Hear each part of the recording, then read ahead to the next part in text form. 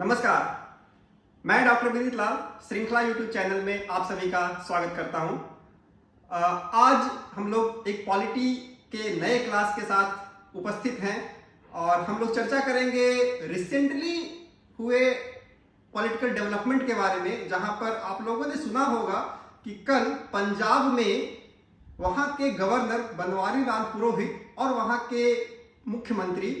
भगवंत मान के बीच में जो काफी दिनों से जो कंट्रोवर्सीज और कॉन्फ्लिक्ट्स के इश्यूज चल रहे थे, उसके बारे में supreme court, honourable supreme court के जजमेंट्स आए हैं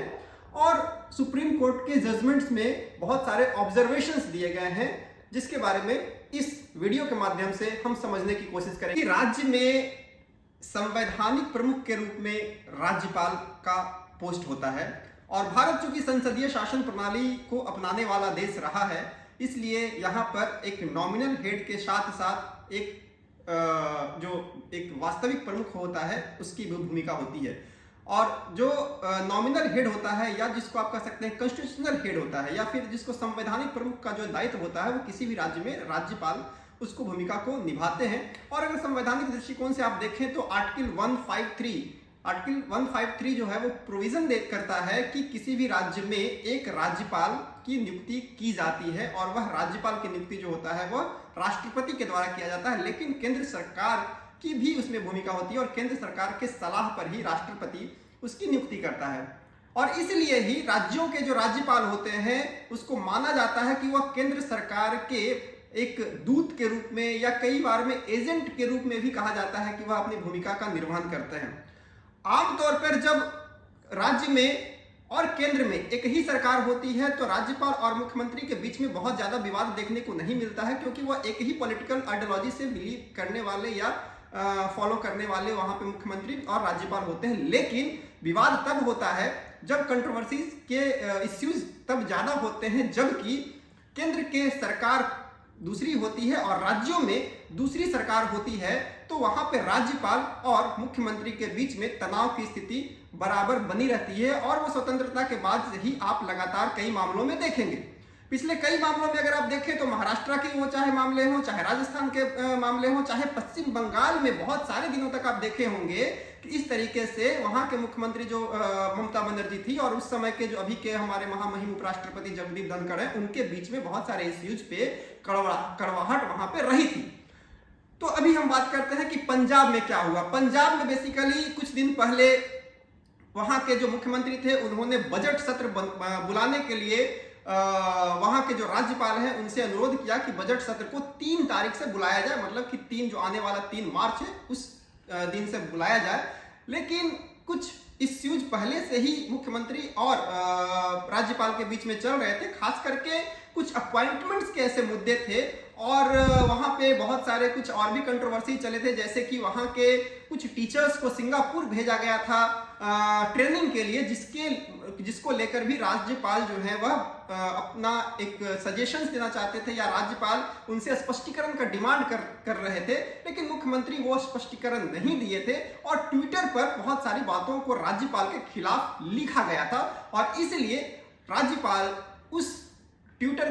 के चीजों को या फिर बहुत सारे जो प्रेस कॉन्फ्रेंसेस में बात चल रही थी उसको डेरोगेटरी माना था और उनका कहना था कि जब तक हम इसके लिए लीगल ओपिनियन नहीं लेंगे तब तक हम जो बजट सत्र बुलाया जाना है उसको बजट सत्र हम नहीं बुलाएंगे। तो संवैधानिक जो एक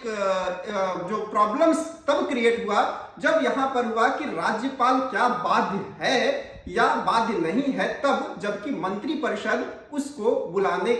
बजट सत्र या फिर कोई भी सत्र बुलाने के लिए उसको सिफारिश करता है। तब अगर संवैधानिक स्थिति देखें तो संविधान में आर्टिकल 174 आर्टिकल 174 जो है वह राज्यपाल को यह अधिकार देता है कि वह संबंधित राज्यों के जो विधानमंडल होगा उसके सत्र को वह आरंभ करेगा, बुलाएगा और उसको फिर स्थगित करने का अधिकार राज्यपाल को दिया गया है। लेकिन चूंकि यह संसदीय शासन प्रणाली और संसदीय शासन प्रणाली में एक चुनी हुई सरकार होती है, इसलिए माना जाता है कि मंत्रिपरिषद के सलाह पर हमेशा ही राज्यपाल जो है वह विधानमंडल के सत्र को बुलाएगा। तो जब राज्यपाल पंजाब में सत्र को बुलाने के लिए मना कर रहे थे या डिले कर रहे थे, तो पंजाब की सरकार ने सुप्रीम कोर्ट का दरवाजा खटखटाया और सुप्रीम कोर्ट ने अपने कल के निर्णय में यह स्पष्ट किया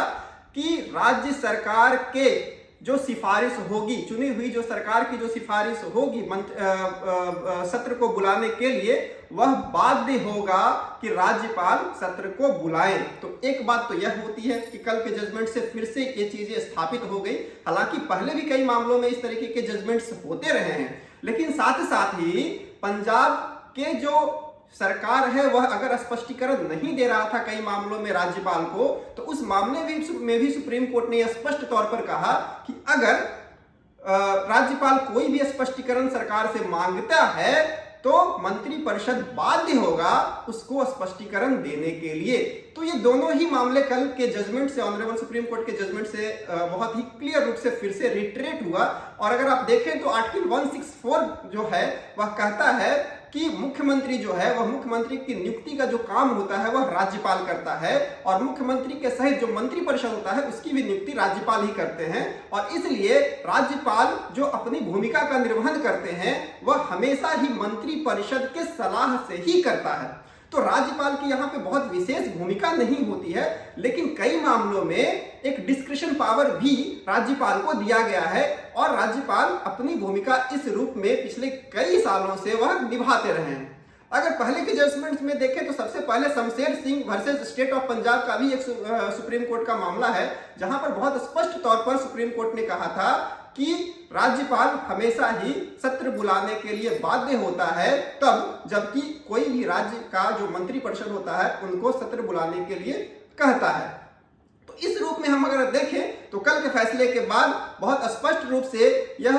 कहा गया कि राज्यों में राज्यपाल की भूमिका और मुख्यमंत्री की जो भूमिका होती है बहुत ही स्पष्ट रूप से संवैधानिक दृष्टिकोण से दिया गया है। और सुप्रीम कोर्ट का भी मानना था कि दोनों ही अपनी स्थिति में यह भूमिका का निर्वहन करें तो बेहतर रूप से राज्य का शासन चलाया जा सकता है। कई सारे कमीशंस भी इस रूप में बने हैं जिसके बारे में हम लोग आगे के वीडियोस में हम लोग चर्चा करेंगे विस्तृत रूप से। जैसे सरकारिया कमीशन इसमें बहुत ही इंपॉर्टेंट है। 1983 में सरकारिया कमीशन जो कि सेंटर और स्टेट के रिलेशनशिप को कैसे ठीक तरीके से उसको अच्छा किया जाए, कैसे मजबूत किया जाए, उसके लिए बनाया गया था। और सरकारिया कमीशन ने भी राज्यपालों की भूमिका के बारे में बहुत सारे सिफारिश को दिया था। बाद में बहुत सारे और केसेस, चाहे एसआर मुंबई का केस हो, चाहे बाद के और भी जो जजमेंट्स हैं उसमें भी राज्यपाल और मुख्यमंत्री के बीच में जो तनाव की स्थिति बनी रहती है उसके बारे में लगातार बात करते रहा है। तो इस वीडियो में हमने यह जानने का कोशिश किया कि राज्यपाल और मुख्यमंत्री के बीच में अगर इस तरीके के तनाव की स्थिति बनती है तो संवैधानिक स्थिति क्या है और सुप्रीम कोर्ट का यह जो जजमेंट है बेसिकली क्या किस कॉन्टेक्स्ट में दिया गया है। तो मुझे लगता है मुझे पूरा विश्वास है कि यह आपको वीडियो पसंद आया होगा। तो हमारे चैनल को सब्सक्राइब करें, जो श्रृंखला हमारा चैनल है उसको सब्सक्राइब करें। आप लगातार ज्योग्राफी के क्लासेस भी आपको समय समय पर मिल रहा होगा और मैं भी पॉलिटी के साथ साथ इंटरनेशनल रिलेशंस, करंट अफेयर्स और जो भी संबंधित मुद्दे होंगे उससे रिलेटेड वीडियोस के साथ हमेशा आपके साथ आते रहेंगे। बहुत बहुत धन्यवाद। नमस्कार।